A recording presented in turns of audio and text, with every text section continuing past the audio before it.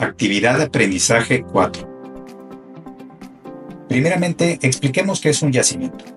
Según las definiciones, un yacimiento petrolero es aquella concentración de hidrocarburos en el subsuelo, ya sea de gas o petróleo, ubicada dentro de las rocas porosas o fracturadas, llamadas rocas almacén.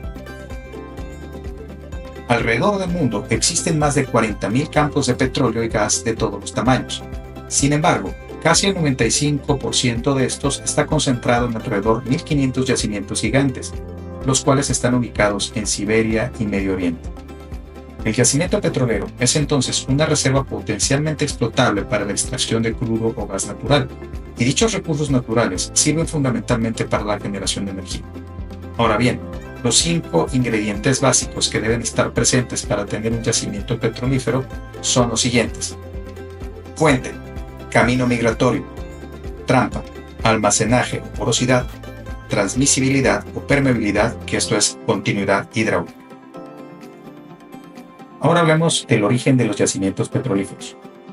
Los yacimientos petrolíferos se originan a partir de restos fósiles almacenados en el fondo de la Tierra, enterrados con sedimento, los cuales, al estar expuestos a altas temperaturas, se convierten en hidrocarburos. Dicho proceso descrito anteriormente dura millones de años. Así, los yacimientos de petróleo que conocemos hoy, por ejemplo, se formaron a partir de la materia orgánica que viene desde la prehistoria. Ahora hablemos de los tipos de yacimiento. Se tienen identificados 2 tipos de yacimientos petrolíferos. Están los primarios, que es cuando el hidrocarburo se encuentra en la misma roca que se ha formado. En este caso, se suelen hallar diferentes capas que contienen arenas, arcilla e incluso gas natural. Por otra parte, están los secundarios, que es cuando el hidrocarburo se ha formado en una roca, pero se ha ido trasladando incluso largas distancias hacia su ubicación actual. Esto tiene como consecuencia un cambio en las propiedades del recurso. Trampa estructural. Estos yacimientos, formados por procesos orogénicos, generalmente después de la depositación de los estratos, es una cuenca sedimentaria. En este proceso, los yacimientos son deformados por fuerzas tectónicas, generándose configuraciones geológicas capaces de acumular fluidos. Por ejemplo, los pliegues, fallas, diaclasas, intrusiones, etc. Trampa estratigráfica. Son aquellas en donde los procesos orogénicos están ausentes o tienen muy poca preponderancia, estando causadas por cambios litológicos, es decir, cuando una roca se convierte en otra mediante la influencia de la presión, la temperatura y los fluidos orgánicos. El factor principal que determina la trampa es la variación del tipo de roca o el cambio litológico que ocurre a lo largo de un estrato o una formación. Mixtas o combinadas. Se forman por la actuación conjunta de fenómenos tectónicos y sedimentarios en proporciones similares, sin que predomine claramente uno de los factores. Las trampas mixtas presentan combinaciones de pliegues y o fallas o cambios de porosidad en las rocas. De acuerdo con el grado de saturación, los yacimientos petrolíferos se clasifican de la siguiente manera. Subsaturados. Estos son yacimientos cuya presión inicial es mayor a la presión de saturación del fluido. Inicialmente, el yacimiento solo presenta fase líquida, que son los yacimientos de petróleo, y la fase gaseosa, que corresponde a los yacimientos de gas. En este caso, se caracterizan por tener una presión inicial mayor que la presión de la burbuja. Inicialmente se presentan solo en fase líquida. Una vez que se alcanza el punto de la burbuja, se presentan a desprender las burbujas de gas y se entra en 2 fases, líquida y gaseosa. Por otra parte están los saturados, que son yacimientos cuya presión es menor o igual que la presión en el punto de burbuja. Este yacimiento bifásico consiste en una zona gaseosa suprayacente en la zona líquida. En este caso, sus características son que presenta una presión inicial menor o igual que la presión en el punto de la burbuja. Inicialmente se presenta en 2 fases, una gaseosa y otra líquida, y a medida que avanza la producción, la zona líquida producirá como un yacimiento subsaturado y la zona de gas como un yacimiento de gas retrógrado o no retrógrado. Ahora bien, conforme al tipo de fluido, los yacimientos son los siguientes. De gas seco. Este es un tipo de gas natural que contiene pequeñas cantidades de hidrocarburos más pesados que el metano. Se produce en plantas de proceso y se caracteriza por tener una relación gas-petróleo mayor a 100.000 pies cúbicos por barril.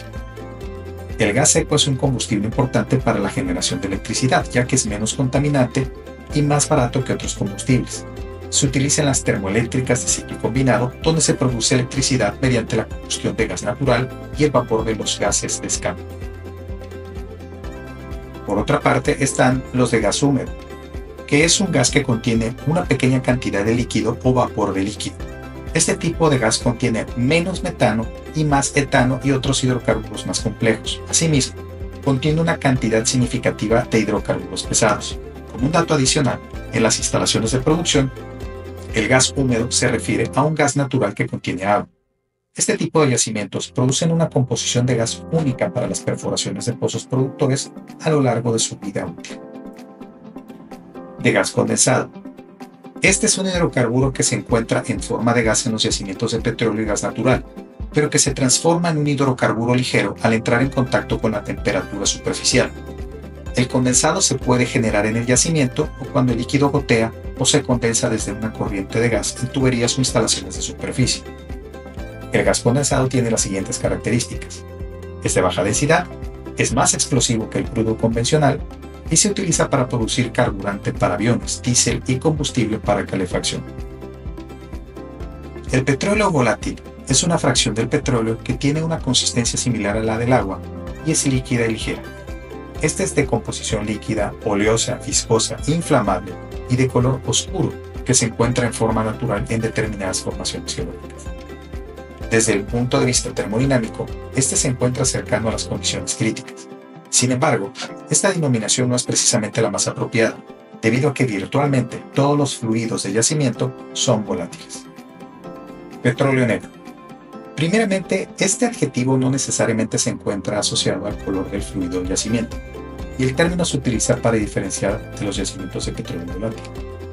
Este está conformado por compuestos más pesados, incluye moléculas grandes, pesadas y no volátiles.